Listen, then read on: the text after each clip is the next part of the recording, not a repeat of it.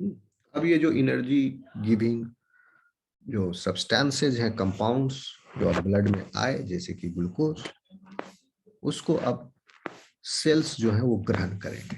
कुछ glucose transporters भी involve हैं, ग्लूट 1, ग्लूट 2, ग्लूट 3, ग्लूट 4, वो सब डिटेल में जाने की जरूरत नहीं है आपको। ग्लूकोज जो है वो सेल में, चूंकि उसका कंसंट्रेशन कम है, सोर्स से चल रहा है, एक ग्रेडियंट है, तो glucose will be taken inside the cell, और once the glucose is inside the cell, it is phosphorylated immediately. Phosphorylation से glucose cannot go outside the cell. Glucose is now arrested. Once the phosphorylation happens, glucose cannot escape the cell plasma membrane, cellular plasma membrane. क्योंकि cell अब afford नहीं कर सकता है glucose को बाहर भेजना। एक बार अंदर आ गया तो आ गया, छिटकिनी बंद, फॉस्फोराइलेशन हो गई, तो ग्लूकोज बन जाता है glucose 6 phosphate with the help of enzyme hexokinase, and this is the first step of glycolysis also, और first step of pentose phosphate pathway या HMP shunt। उसके बाद आप लोग जानते ही हैं, ग्लूकोज से फिर ग्लूकोज 6 फॉस्फेट बन गया, ग्लूकोज 6 फॉस्फेट से फिर आगे प्रक्रिया चलेगी, fructose 6 phosphate, fructose 1 6 bis phosphate, उसके बाद उसको आपका वो होगा स्प्लिटिंग होगा डाइहाइड्रोक्सी एसीटोन फॉस्फेट और ग्लिसरॉल्डिहाइड 3 फॉस्फेट। फिर ग्लिसरॉल्डिहाइड 3 फॉस्फेट आगे चलेगा ग्लाइकोलाइसिस पाथवे के पे ऑफ फेज में, और dihydroxy acetone phosphate with the help of enzyme aldolase it will be isomerized to glyceraldehyde 3 phosphate। तो 2 molecules of glyceraldehyde 3 phosphates that you have got।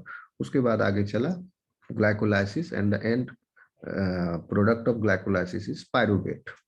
Pyruvate with 3 carbon compound, and it is the keto acid of alanine।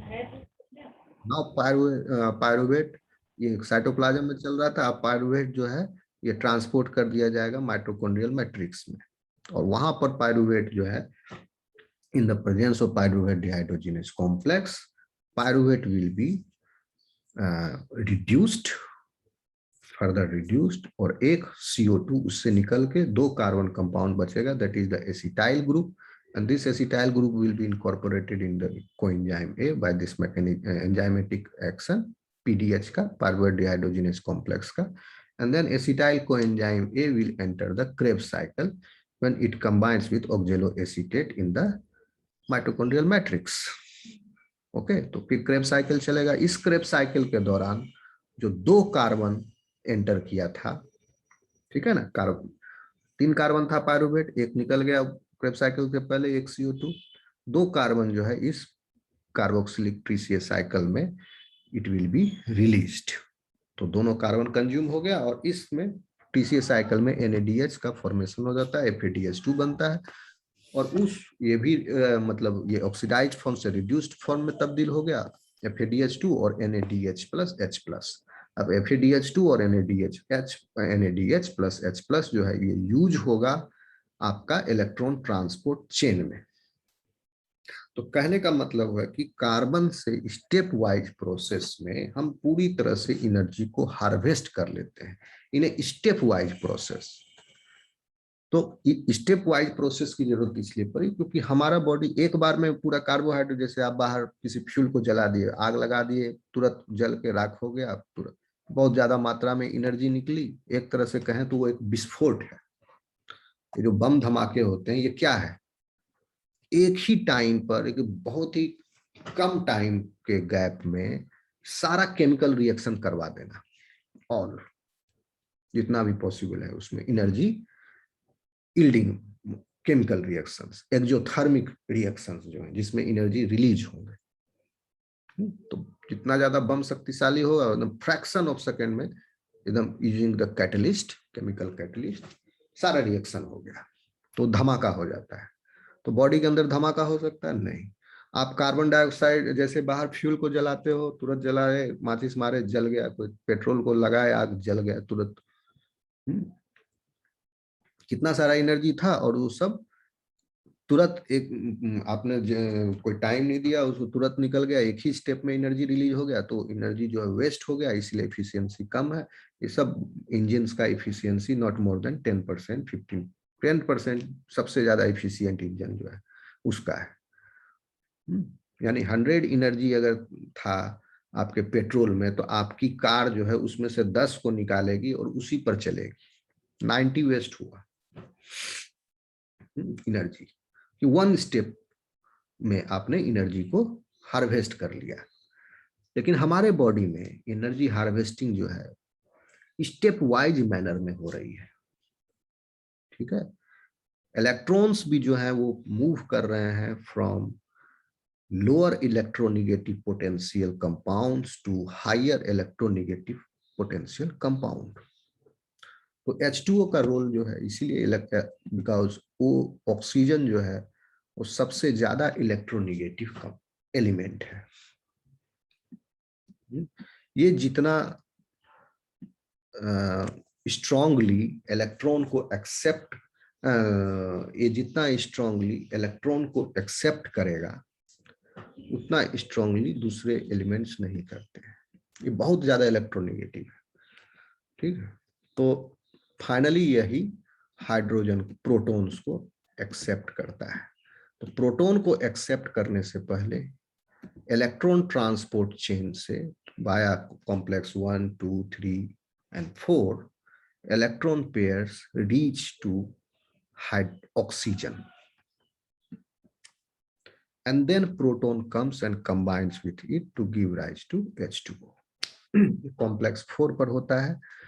और ये electron का कहानी कहाँ से शुरू हुआ, electron का जर्नी जितने भी NADH और FADH2 प्रोड्यूस हुए थे वो सभी के पास वो रिड्यूस्ड फॉर्म है, वो इलेक्ट्रॉन पेयर को डोनेट कर सकते हैं। NADH डोनेट करता है कॉम्प्लेक्स 1 को, FADH2 डोनेट करता है कॉम्प्लेक्स 2 को, और उसके बाद वो इलेक्ट्रॉन पेयर्स जो है इन दैट कॉम्प्लेक्स भी इस तरह से सजा के रखे हुए हैं, असेंबली लाइन है उस कॉम्प्लेक्स के अंदर भी। There are centres and clusters, through one cluster to another cluster to again another cluster, these electron pairs move on and they pass on। तो इसका प्रिंसिपल क्या है, जो रिसीविंग क्लस्टर है या सेंटर है जो इलेक्ट्रॉन को रिसीव किया उसका इलेक्ट्रोनेगेटिव पोटेंशियल पहले वाले से ज्यादा है, फिर इससे जो रिसीव किया उसका इलेक्ट्रोनेगेटिव पोटेंशियल इससे ज्यादा है, फिर उसके बाद जो एक्सेप्ट किया उसका पहले वाले से फिर ज्यादा है। इसी तरह इलेक्ट्रोनेगेटिव पोटेंशियल उस सेंटर का बढ़ते बढ़ते बढ़ते बढ़ते कॉम्प्लेक्स 1 जो है एक्सेप्ट करता है NADH से, और FADH2 जो है उससे आपका कॉम्प्लेक्स 2 में जाता है। कॉम्प्लेक्स 2 जो है बेसिकली सक्सिनाइड डिहाइड्रोजिनेज है, क्रेब्स साइकिल का एंजाइम, माइटोकॉन्ड्रियल इनर मेम्ब्रेन में वो एम्बेडेड रहता है। और कॉम्प्लेक्स 2 से FADH2 से जब इलेक्ट्रॉन पेयर आया तो कॉम्प्लेक्स 3 पर जाता है, और कॉम्प्लेक्स 1 से जो इलेक्ट्रॉन पेयर आया NADH से वो कॉम्प्लेक्स 1 से डायरेक्ट कॉम्प्लेक्स 3 पर जाता है। यानी कॉम्प्लेक्स 3 जो है वो कॉम्प्लेक्स 1 से इलेक्ट्रॉन पेयर NADH के थ्रू से और FADH2 से इलेक्ट्रॉन पेयर पास हो गए कॉम्प्लेक्स 2 देन कॉम्प्लेक्स 3। और जब भी इलेक्ट्रॉन पेयर पास होता है इस कॉम्प्लेक्सेस से जो है आपका 4 या 2 प्रोटॉन पंप आउट हो जाता है इनर माइटोकॉन्ड्रियल मैट्रिक्स से आपका इनर माइटोकॉन्ड्रियल स्पेस में, जो कि आउटर मेम्ब्रेन और इनर मेम्ब्रेन के बीच में है। इस तरह से प्रोटॉन का पूल क्रिएट हो गया, और using that proton as a pool तो लास्ट स्टेप जो है वो ऑक्सीडेटिव फॉस्फोराइलेशन है, जहां F1 F0 ATPase uses that proton concentration which is in the between the outer mitochondrial membrane and inner mitochondrial membrane। वहां से फिर उसको पंप आउट करके फिर मैट्रिक्स में भेज दिया, और उससे जो एनर्जी ऑब्टेन्ड हुआ उसको कन्वर्ट कर दिया गया, रिस्टोर कर दिया गया in the form of the production of ATP। तो इस तरह से करते हैं। तो आप देखिए कि ऑक्सीजन कहां पर लगा, ऑक्सीजन लगा हमको इलेक्ट्रॉन ट्रांसपोर्ट चेन में। आप ध्यान दीजिए कार्बन डाइऑक्साइड कहां प्रोड्यूस हुआ, किस पाथवे में, क्रेब्स साइकिल में।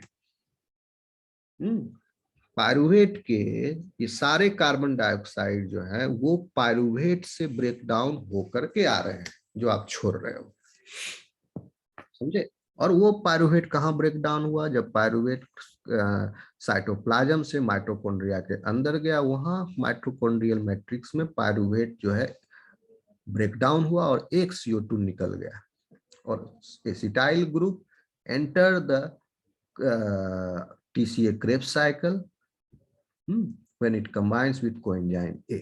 और कोएंजाइम में हमेशा चाहिए कोएंजाइम में, कोएंजाइम का क्या काम है, कोई भी acyl carbon unit 2 carbon 3 carbon 4 carbon, चाहे स्टीरेट का 16, पामिटेट का 16 कार्बन या स्टीरेट का 18 कार्बन, ये सब कार्बन स्केलेटन का जब भी मेटाबॉलिक पाथवे में कहीं इनका यूटिलाइजेशन होता है, कहीं पर इनका ट्रांसफर होना है, ओके, उस समय इन कार्बन स्केलेटनों को एक्टिवेटेड फॉर्म में रखने की जरूरत है, तभी एंजाइम जो है वर्क करेगा।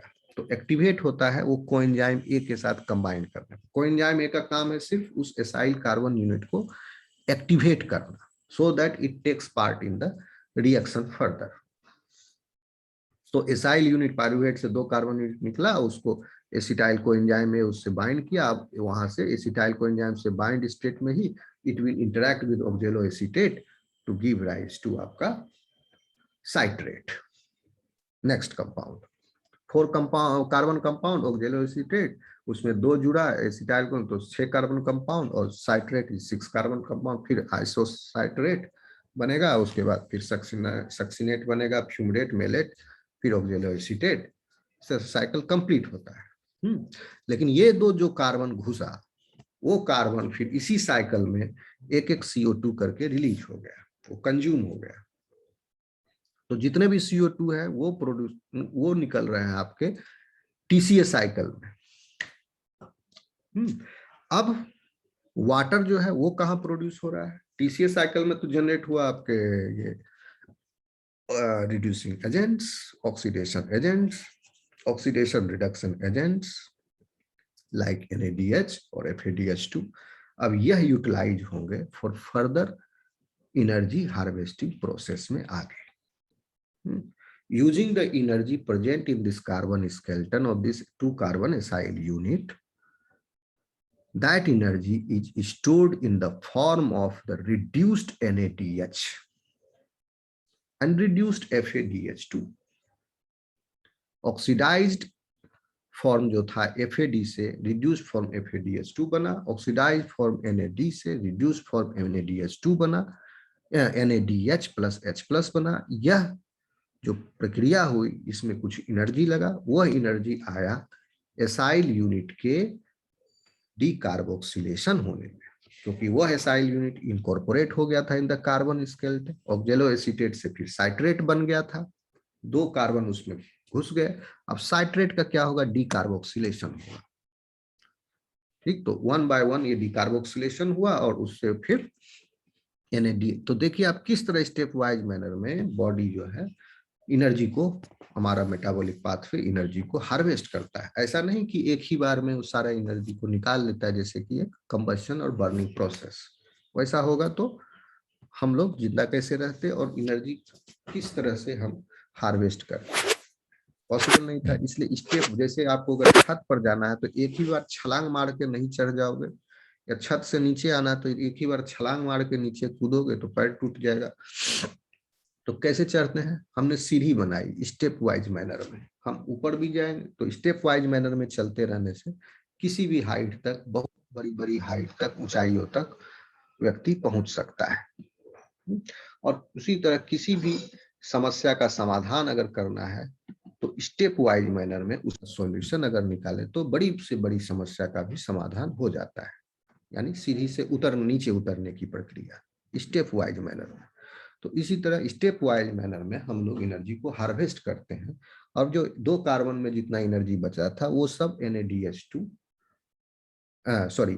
NAD को NAD प्लस को रिड्यूस्ड करने में, NADH प्लस H प्लस को फॉर्म लाने में वो खर्च हुई और FADH प्रोड्यूस करने में खर्च हुई। अब ये NADH और FADH2 फिर ऑक्सीडाइज होगा इन NAD और FAD, और ऑक्सीडाइज होने के फलस्वरूप यह जो रिड्यूस फॉर्म था यह अपना इलेक्ट्रॉन फिर दे देगा किसी को, जिसको भी देगा वो एक्सेप्टर होगा, वो ज्यादा इलेक्ट्रोनिगेटिव होगा, यह एंजाइम कैटालाइज्ड प्रोसेस होगा और वहां पर ये to that complex that electron pair will be given. तो ये काम होता है आगे इलेक्ट्रॉन ट्रांसपोर्ट चेन में, कॉम्प्लेक्स 1 ले लिया और वहां से फिर एनर्जी जो NADH2 का इलेक्ट्रॉन पेयर मूव किया, जो उससे एनर्जी थी, उस एनर्जी को हार्वेस्ट कर लिया प्रोटॉन को पंप होने में in a separate chamber, that is the space between outer mitochondrial membrane and inner mitochondrial membrane. Proton has pumped out from the inner mitochondrial matrix to that chamber. अब इस energy को वहां proton का pool बना दिया इस energy को use करके. अब लास्ट में ऑक्सीडेटिव फॉस्फोराइलेशन स्टेज में, यानी उसको F1 F0 ATPase भी बोलते हैं, यानी कॉम्प्लेक्स 5. और वह कॉम्प्लेक्स 5 जो है यह इलेक्ट्रॉन पेयर ट्रेवल करते हुए लास्ट में कॉम्प्लेक्स 4 पर ही, कॉम्प्लेक्स 5 तो ATP फॉर्मेशन, कॉम्प्लेक्स 4 पर ही इलेक्ट्रॉन पेयर का जो लास्ट एक्सेप्टर है दैट इज ऑक्सीजन. सारे इलेक्ट्रॉन्स जो NADH से प्रोवाइड किए गए FADH2 से आए और लास्ट में कॉम्प्लेक्स 4 पर उसको ऑक्सीजन एक्सेप्ट कर लेता है. ऑक्सीजन ये सबसे ज्यादा हाईली इलेक्ट्रोनेगेटिव है, इसके बाद फिर कोई इलेक्ट्रॉन एक्सेप्टर नहीं है. और जब यह इलेक्ट्रॉन को एक्सेप्ट कर लेगा तो यह बनाएगा super oxide anion of oxygen. तो ये super oxide anion of oxygen जो है वो that can accept the proton and can form the water, और वाटर बन जाते हैं. कभी कभी ये सुपर ऑक्साइड एनायंस जो है, कभी कभी क्या, ये रेस्पिरेटरी प्रोसेस का एक्चुअली साइड इफेक्ट है एरोबिक रेस्पिरेशन का, कि सुपर ऑक्साइड एनायंस जो है रिड्यूस होने के पहले ही वो सिस्टम में एंटर कर जाते हैं. माइटोकॉन्ड्रिया में बहुत सारे सुपर ऑक्साइड एनायंस बन रहे और रिड्यूस नहीं कर पाए तो they will go in the, it can damage the mitochondria itself. यह खुद ही एक तरह का बहुत बड़ा जहर है बॉडी के लिए. अगर ये रिड्यूस वाटर में नहीं हुआ तो क्या करेगा सुपर ऑक्साइड एनायन, किसी दूसरे एटम या एलिमेंट से यह जो है रिड्यूस हो जाएगा. इसको सिर्फ रिड्यूस होने से मतलब है, दूसरा खराब हो इसको कोई दरकार नहीं है. ओके, तो इसलिए इसको रिड्यूस होने के लिए प्रोटॉन लगा दे, प्रोटॉन आसानी से इसको न्यूट्रलाइज कर देता है, रिड्यूस करके वाटर बना देता है. लेकिन अगर प्रोटॉन नहीं मिला ये कहीं से भी, तो जहां से ये प्रोटॉन खींचेगा सुपर ऑक्साइड एनायन, उस मॉलिक्यूल से एक हाइड्रोजन निकल गया तो that molecule will be gone. So that's why this is आतंकवादी. तो सुपर इसीलिए कहा जाता है कि एंटीऑक्सीडेंट्स की बॉडी को जरूरत पड़ती है. And this super oxide anion it ये टिश्यू डैमेज, एजिंग वगैरह को भी बढ़ाते हैं, क्रोमोसोम DNA इस सबको भी डैमेज करते हैं. कहने का मतलब एरोबिक रेस्पिरेशन का बाय प्रोडक्ट है H2O, जो कि इलेक्ट्रॉन ट्रांसपोर्ट चेन में पैदा हुआ. CO2 उसके पहले कार्बोक्स आपका TCA साइकिल में पैदा जनरेट हुआ. ओके, और बाद में ऑक्सीडेटिव फॉस्फोराइलेशन जब हो रहा है तो उसमें कुछ नहीं, बाहर का प्रोटॉन अंदर की तरफ पंप हो रहा है और इस पंपिंग की वजह से एक रोटेशन लीवर जैसा होता है मॉलिक्यूल, प्रोटीन मॉलिक्यूल सब F1 F0 प्रोटीएज में वो घूमता है, रोटेट करता है. और उसके रोटेशन से, क्योंकि बाहर के चैम्बर से प्रोटॉन अंदर आ रहा है तो उस चैनल से जब गिर रहा है, जैसे पानी ऊपर से गिर रहा है नीचे, कोई अगर टरबाइन लगा तो the turbine can move. So proton is flowing from the outer compartment to the inner compartment, and in the between there is a turbine like protein molecules जो हैं उनके कई सारे प्रोटीन सब यूनिट्स हैं. They are arranged in that fashion and it moves. Her bar 60 degree का ये movement करता है और उसके नतीजा में एक ATP प्रोड्यूस हो जाता है और इस तरह ATP प्रोड्यूस होते रहता है. ठीक है, तो कहने का मतलब हुआ कि प्लांट्स भी जो है एरोबिक रेस्पिरेशन करते हैं, वो भी ग्लाइकोलाइसिस करेंगे, क्रेब्स साइकिल करेंगे, आपका इलेक्ट्रॉन ट्रांसपोर्ट चेन भी करेंगे, उसके बाद ऑक्सीडेटिव फॉस्फोराइलेशन करेंगे, क्योंकि प्लांट्स को भी खुद के खर्च के लिए एनर्जी चाहिए, वो एरोबिक रेस्पिरेशन से प्राप्त करेंगे. प्लांट्स भी ऑक्सीजन को लेंगे और कार्बन डाइऑक्साइड को छोड़ेंगे. Okay, for their own aerobic respiration. In addition to this, plant, because they are producers, they uses the sunlight and fix the carbon dioxide. तो इसकी वजह से कार्बोहाइड्रेट ये किस लिए किया, वो प्रोड्यूसर क्यों, क्योंकि प्लांट को कौन फूड बना के देगा, उसको अपना फूड खुद बनाना पड़ता है। ओके, 1 सेकेंड, आ रहे हैं।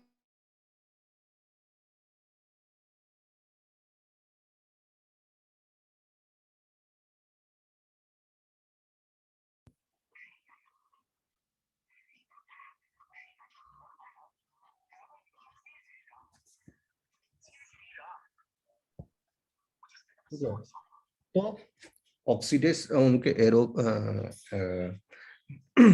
रेस्पिरेशन के साथ साथ प्लांट में फोटोसिंथेसिस की प्रक्रिया भी चलते रहती है, और इस फोटोसिंथेसिस में चूंकि जितना कार्बन डाइऑक्साइड प्लांट कंज्यूम नहीं करेगा, उससे कहीं ज्यादा कार्बन डाइऑक्साइड प्लांट जो है वो रिलीज कर देगा। तो इसलिए प्लांट जो है ऑक्सीजन ज्यादा मात्रा में देता है, और वो जो दे रहा है that is the subtraction of plant कितना टोटल प्रोड्यूस किया और प्लांट कितना कंज्यूम किया, उसका नेट जो बचा वो आपका गेन है ऑक्सीजन का इन द एटमॉस्फेयर। आ रहा है स्टूडेंट समझ में? Yes sir. तो प्लांट ने इन कार्बोहाइड्रेट्स, प्रोटीन, फैट का निर्माण क्यों किया? देखिए एक डिफरेंस आप लोग समझिए फैट और ऑयल। फैट जो है वो जो रूम टेम्परेचर पर सॉलिडिफाई हो जाते हैं, ट्राइग्लिसराइड्स, उनको हम फैट कहते हैं। वो ट्राइग्लिसराइड्स जो सॉलिडिफाई नहीं होते रूम टेम्परेचर पर, उनको हम ऑयल कहते हैं, तेल, जैसे सरसों तेल, मूंगफली तेल, सोयाबीन का तेल, ये सब सॉलिडिफाई नहीं होते हैं। Why they are not solidified? Because they have very low melting temperature. Because of the presence of double bond in the carbon skeleton. ठीक, तो प्लांट जो है वो फैट भी बनाते हैं और ऑयल भी बनाते हैं, लेकिन ज्यादातर प्लांट जो है वो ऑयल बनाते हैं, उनमें डबल बॉन्ड होता है। तो इसी वजह से आप जो भी प्लांट प्रोडक्ट जैसे तीसी का तेल, सरसों का तेल, मूंगफली का तेल, चाहे चावल में भी तेल, हर फूड ग्रेन में तेल होता है, किसी में कम किसी में ज्यादा। जिसमें ज्यादा है उससे हम तेल एक्सट्रैक्ट करते हैं, जैसे सरसों, इन सब में है ऑयल के फॉर्म में प्लांट बनाता है, स्टोर करता है। वो किस लिए बनाया? अपने लिए बनाया, खुद के यूज के लिए, खुद के एनर्जी रिक्वायरमेंट के पूरा करने के लिए। और कहाँ बनाया? वो अपने सीड में बनाया। सीड में क्यों बनाया? क्योंकि सीड जो है ये डोरमेंट रहता है बहुत टाइम तक, फिर ये जर्मिनेट करता है और फिर एक नया प्लांट बनता है उनका। ठीक है, तो इन सब के लिए एनर्जी चाहिए, तो इसलिए सीड में बहुत ज्यादा मात्रा में एनर्जी प्लांट पैक कर दिया। ओके, इसलिए ये तेल सीड में पैक हो गए। अब बताया ही आपको कि फैट जो है कार्बोहाइड्रेट से 2.5 टाइम्स ज्यादा एनर्जी रिच है, because it is highly saturated. अब अनसैचुरेटेड फैटी एसिड्स इसलिए बोलते हैं क्योंकि एक डबल बॉन्ड हो जाने की वजह, मान लो एक डबल बॉन्ड है तो कार्बन जो है वहां मैक्सिमली रिड्यूस नहीं होगा। So unsaturated fatty acids are not maximally reduced. See, if there is a double bond present in their carbon skeleton, now this, इसका 3 वैलेंसी तो पूरा हो गया, तो ये तो CH के फॉर्म में रहेगा, ये 2 कार्बन, ये मैक्सिमली सैचुरेटेड नहीं है। लेकिन अगर ये सिंगल बॉन्ड होता इन दोनों के बीच में तो CH3 फॉर्म में रहता, CH2 फॉर्म में होता, बाकी 2 वैलेंसी तो उसका नेबरिंग कार्बन पूरा करेगा, CH2 फॉर्म में होता है। तो ये हुआ मैक्सिमल पूरा saturation. Saturation with what? Saturation with hydrogen.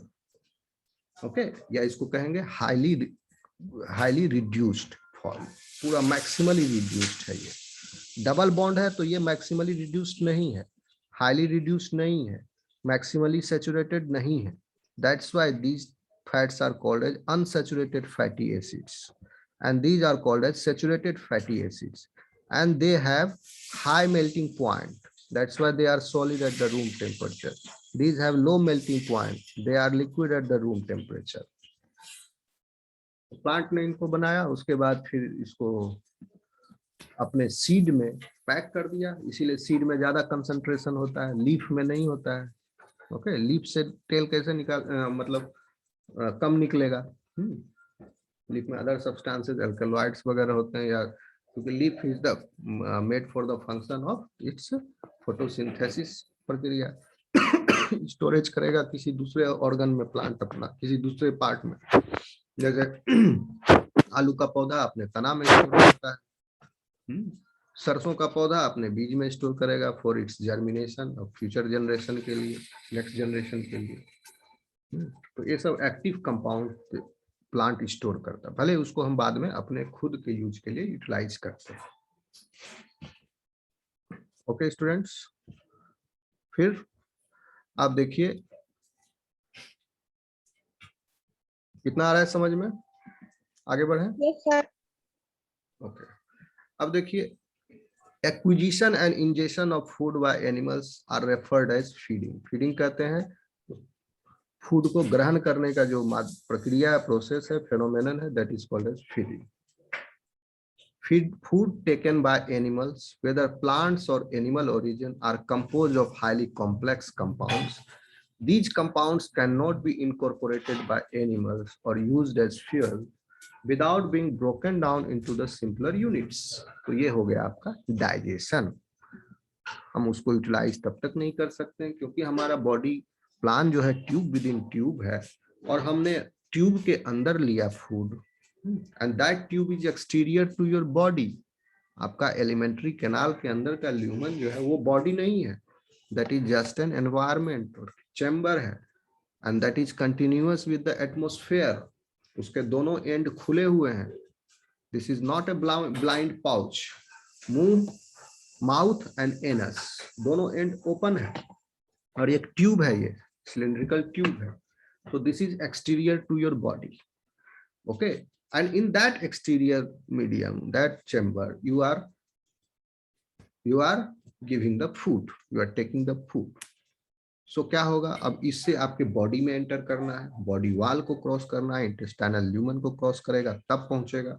तो उसमें घुसने के लिए इंटेस्टाइनल ल्यूमन से इंटेस्टाइनल सेल्स में एंटर करने के लिए दीज कॉम्प्लेक्स, जो कि बड़े बड़े मॉलिक्यूल है, बड़ा प्रोटीन मॉलिक्यूल है, डीएनए है, आरएनए है, ओके, कार्बोहाइड्रेट्स हैं, फैट्स हैं, तो how they will be taken inside the cell. For that they will be broken down into the simpler ones, into its constituent components, and then those small constituent components or their monomeric units will be taken up easily by these intestinal cells, and then they will be used for the synthesis of different kinds of proteins, carbohydrates, and fat molecules which are peculiar to animal. Okay, आई बात समझ में, जो कि specific है उस animal के लिए, वो अपना अपना हिसाब से बनाएगा। जैसे किसी को 2 BHK की आवश्यकता है, ईंटा वही लग रहा है, सेम ईंटा, कोई 3 BHK बना रहा है, कोई 4 BHK बना रहा है, तो कंपोनेंट्स मोनोमेरिक यूनिट सेम है। किसी को हीमोग्लोबिन चाहिए, किसी को कोई दूसरा प्रोटीन चाहिए बनाने की जरूरत, कोई तीसरा प्रोटीन बनाने की जरूरत है, तो अलग अलग बॉडी के भी, एक ही बॉडी के अंदर डिफरेंट डिफरेंट लोकेशन पर भी डिफरेंट टाइप ऑफ प्रोटीन्स की आवश्यकता है, and in different animals also different different type of proteins की आवश्यकता है। प्रोटीन में बहुत सारे डाइवर्सिटी है, दुनिया भर का millions of functions protein does, so there is a structural diversity protein में सबसे ज्यादा है। अलग अलग, कुत्ता से लेकर के, बैक्टीरिया से लेकर, शेर से लेकर के, आदमी से, प्लांट से, सब में यही 20 अमाइनो एसिड्स प्रेजेंट हैं, और इसी 20 अमाइनो एसिड्स से सारे मिलियंस और billions of varieties of proteins are made up of, okay. और इनको जब ग्रहण करोगे तो इनको ये 20 अमाइनो एसिड कंस्टिट्यूएंट्स में ब्रेक डाउन होगा और फिर एब्जॉर्ब होगा, फिर आपका बॉडी अपने हिसाब से, अपने रिक्वायरमेंट, अपने प्रोटीन सिंथेटिक मशीनरी या ट्रांसलेशन मशीनरी के हिसाब से it will synthesise its own proteins. The process of breakdown of complex food compounds into simpler one is known as digestion, and a variety of chemical compounds can be utilized by the animals for energy, variety of chemical compounds यानी किसको कह रहे हैं, किससे किससे energy प्राप्त कर सकते हैं आप? Protein, carbohydrates. यस, आप कहोगे कि any carbon skeleton can give the energy. ठीक, कोई भी कार्बन स्केलेटन जो है वो आपको एनर्जी देगा। ओके, लेकिन यहां पर एक कैच है। ये कैच है कि to hydrolyse that carbon skeleton or to metabolize that carbon skeleton, whether that enzyme is present in your system or not, then only it can utilize that carbon skeleton for the energy yielding process. Okay, यानी energy yielding process क्या है? सबका reduction. Energy storage process जो था, जो plant में photosynthesis प्रक्रिया में हो रहा था, वो क्या था? वहां हो रहा था ऑक्सीडेशन। यहाँ पर अब उससे एनर्जी हार्वेस्ट किया जाएगा, तो यहाँ होगा रिडक्शन। ठीक है, रिडक्शन कब स्टार्ट हुआ? जब आपका ग्लाइकोलाइसिस ऑनवर्ड्स, ये सारा रिडक्शन प्रोसीजर है। Krebs cycle, glycolysis, electron transport chain, oxidative phosphorylation, ये सारे reductive processes, sorry oxidative processes है। ये सारे ऑक्सीडेटिव प्रोसेसेस हैं, इन सब में एनर्जी जो है रिलीज होगा। ऑक्सीडेटिव प्रोसेसेस क्यों कहा गया? इसलिए कहा गया कि जो reduced form of the food था, इसको ऑक्सीडाइज कर रहा है ये। ठीक है, रिड्यूस्ड फॉर्म को ब्रेक डाउन कर रहा है और इसको ऑक्सीडाइज कर रहा है। प्लांट में क्या था? हाईली ऑक्सीडाइज्ड फॉर्म है, इसको रिड्यूस किया जा रहा है, यानी रिडक्शन प्रोसेस हो रहा है उसमें इन फोटोसिंथेसिस। हम थोड़ा उल्टा बोल दिए पहले, क्योंकि देखिए जो कंपाउंड है उसका जो है आपका इनिशियल फॉर्म तो ऑक्सीडाइज्ड फॉर्म है, बाद में reduced form, end product is highly reduced form. In animals initial form is the reduced form and end form is the oxidised form. समझ में आ रहा? तो ये सब फिर ऑक्सीडाइज होंगे, उल्टी प्रक्रिया चलेगी यहाँ। तो ये सारे ऑक्सीडेशन, इसीलिए oxidative phosphorylation, electron transport chain, carbon dioxide, ये सब हो रहा है। और ये कैटाबोलिक प्रोसेसेस में ऐसा नहीं कि सिर्फ ऑक्सीडेशन ही हो रहा है इनका, सम compounds which are like oxidative reductive agents like NAD and FADH2, in compounds का रिडक्शन होता है at the cost of the oxidation of the food molecule. जैसे कार्बोहाइड्रेट का ऑक्सीडेशन हो रहा है इन द ग्लाइकोलाइसिस, तो इसी ग्लाइकोलाइसिस प्रक्रिया में जो है आपका NAD+ जो है NADH बन जाता है। NAD+ ऑक्सीडाइज फॉर्म है, वो रिड्यूस हो गया NADH में। किसके कॉस्ट पर? ग्लाइकोलाइसिस में जो ग्लूकोज एंटर किया, फिर वो ग्लिसरॉल्डिहाइड 3-फॉस्फेट बना। ग्लिसरॉल्डिहाइड 3-फॉस्फेट जो आपका फॉस्फोइनोपाइरुवेट बनेगा लास्ट में, एंड देन पाइरुवेट बनेगा, उसके कॉस्ट पर। पाइरुवेट जो है वो ग्लिसरॉल्डिहाइड 3-फॉस्फेट से ज्यादा ऑक्सीडाइज्ड है। ये ऑक्सीडेशन हुआ इसका, और इस ऑक्सीडेशन की प्रक्रिया में जो ऑलरेडी ऑक्सीडाइज्ड था एजेंट NAD, जैसे कि NAD+, ये रिड्यूस हुआ। समझे? अब ये रिड्यूस हुआ तो इसको बाद में फिर ऑक्सीडाइज करके इलेक्ट्रॉन पेयर निकाला जाएगा। मतलब कहीं से भी हमारा जो मैकेनिज्म है बाय दिस मेटाबॉलिक पाथवे, अगर आप इस पर गौर करोगे तो कहीं भी गुंजाइश नहीं छोड़ रहा है एनर्जी लीकिंग का। सारा एनर्जी जो है चूज करके धीरे धीरे स्टेप वाइज मैनर में हमको ये प्रदान कर देता है। समझ रहे बात को? Yes sir. So a variety of chemical compounds can be utilized by the animals for energy. So protein, carbohydrate and fats. All these three can give energy to you. तो हम क्या बोल रहे थे कि कोई भी कार्बन स्केलेटन आपको एनर्जी दे सकता है, provided the enzyme is present in your system. तो इसका एक एग्जांपल आप देखते हैं। आप कहोगे कौन सा ऐसा है कार्बन स्केलेटन है बट हमको एनर्जी नहीं दे सक रहा है? सेल्यूलोज नाम सुने हो? Yes sir. प्लांट में पाया जाता है। प्लांट में है। इट इज क्या है, ये होमोपॉलीसेक्राइड है, यानी ये पूरा कार्बोहाइड्रेट जो है पॉलीसेक्राइड है।